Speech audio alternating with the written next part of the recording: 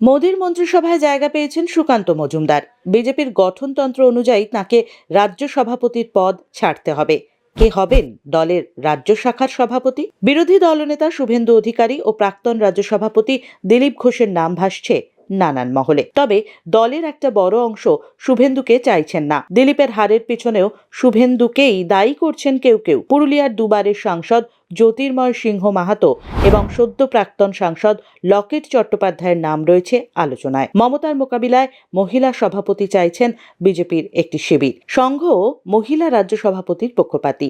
দলের উত্তরবঙ্গের গোষ্ঠীর তরফে কেউ কেউ দেবশ্রী চৌধুরীকে রাজ্য সভাপতির পদে দেখতে চাইছেন। দৌড়ে আছেন রানাঘাটের দুবারের সাংসদ জগন্নাথ সরকারও। সূত্রের খবর, সবচেয়ে পাল্লা ভারী লকেটের, কারণ লকেটের সঙ্গে কেন্দ্রীয় নেতাদের সখ্যতা রয়েছে। শুভেন্দুর সঙ্গেও তাঁর সম্পর্ক মসৃণ, কিন্তু বাংলার গেরুয়া নেতা কর্মীরা দিলীপকেই চাইছেন।